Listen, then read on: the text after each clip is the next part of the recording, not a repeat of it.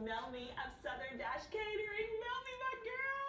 We love you. I love you so many times. Y'all, look at this spread.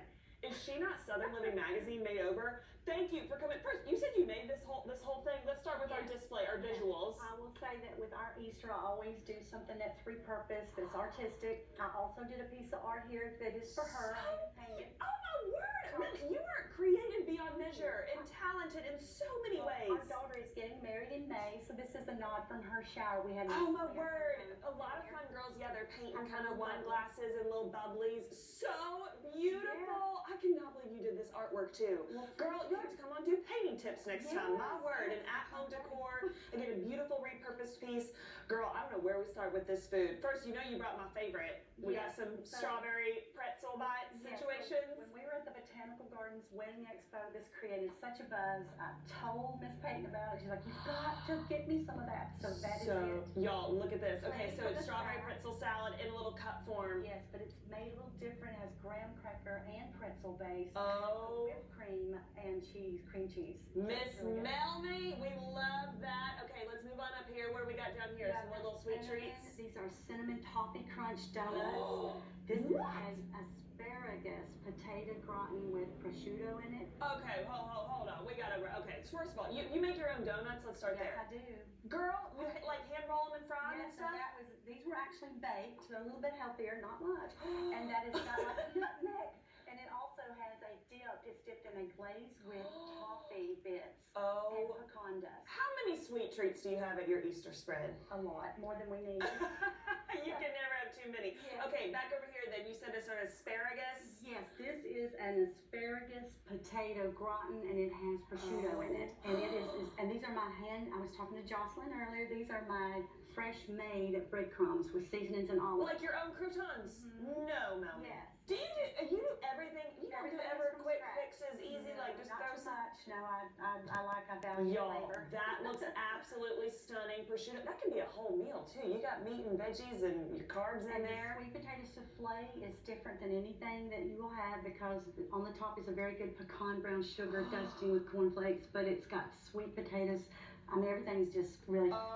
Okay, wait. We gotta talk more about. So you do a cornflake crust. How do you do that? What do you do? Some butter and sugar, butter, and then you dust. You do a dust of cornflakes. Where you do that, Jeff has helped me before.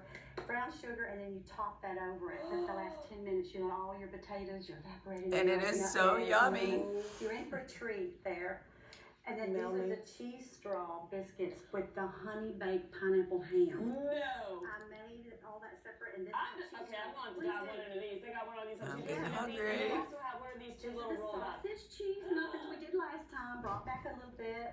And of course, we're going to showcase the madeleines, the orange French madeleines here. Let's do it, Miss MellMee. Before you do, you got to look at your rolls here. They're homemade from scratch. Yeast rolls. Do we see these? Did those. Absolutely beautiful. Enjoy it. MellMee, we love you, hon. Okay, you mentioned orange madeleines. Yes. How do we even go about doing that? Okay, so what we're going to do is I'm going to have you sit over to the side. We're going to do a little pretend because I know time constraint, but we're going to take 1.5 cups of our all-purpose flour. Okay. You're going to take your half a teaspoon of baking powder. Very important. You're going to do a 1/4 teaspoon of salt. And then you're going to help me by whisking that just a I can do the dry ingredients, girl. Okay, all right. So then we're going to come over here. You're going to use a stand mixer for this and make sure you have your whisk attachment. And you're going to do, and I'm just pretending, of course, 2 eggs that you're going to put in the bowl. You're going to do a 1/2 cup of sugar. And the secret to this is you're going to let this go on medium-high for 10 minutes. And you want that to get really creamy and become like 3 times more than what it is in the bowl. Okay, so it grows in that bowl. Okay. And then meanwhile, we're going to act like we have our little stove top here. And we're going to take 6 tablespoons of butter. Okay. We're going to put it in the pan. And I did a big thing with Williams-Sonoma back in the day with my No Kids Hungry. I love this. So it's so I'm cute. very sentimental, as you know. So you're going to brown this off and scrape on the sides of it in about 5 minutes till it gets kind of nutty. When this gets finished, you're going to add another remaining 2 tablespoons of the unsalted butter. Okay. And then you're going to set this aside because by now the 10 minutes is up. So we just let that do its thing. Then we're going to add 2 teaspoons, smell that, of the orange zest. Oh my word, it's so citrusy. Yes, and then the almond The almond flavoring, you're gonna do. Oh my a word, that teaspoon smells of like a that. wedding Yes. cake. Oh my So word. then you're gonna let that blend up, and then we're not gonna forget about our flour over here. So what we would be doing is Add that. 1/3. You wanna just take it by 1/3 and add it into the bowl. Okay.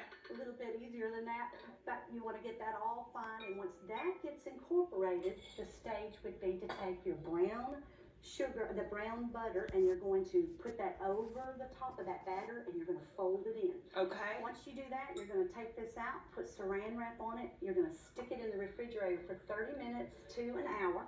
I always do an hour.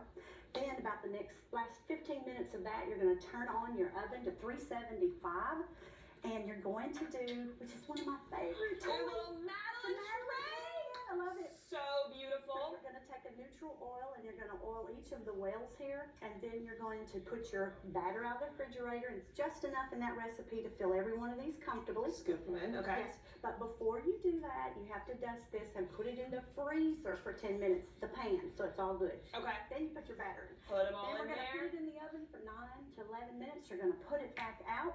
Presto time of TV. So this is where we would have what they look like. So beautiful. And melt down the chocolate chips to make them, and then the finished product would look like. Bring it on over here, MellMee. Oh my word, yo, look how stunning these are. The Madeline, oh my word, I feel so fancy and I fun. know. Are you having Easter here in town with your family? Yes, we Am I are. coming? You know you're my You aunt. can, yes, and you need to bring your mom. My auntie MellMee. She's not actually, but she feels like family. Hun, you are so talented. I gotta bring it in one more time. We love you. Thank you Tell us so one more much. time again. We will stress this. MellMee of Southern Dash Catering. Yes, and one last quick thing I want to talk about is our Hallow Cookbook Club that's going to be with Blue Apple Books, and we're collaborating with the Vine and Wine downtown, and they're going to come in and do a demo with us. Oh my Wine word. tasting with Missy. Follow So check along out on the the tickets. socials and get your tickets and all the things. Auntie Mel, we love you, hun. Happy Easter, our Thank you. Southern queen.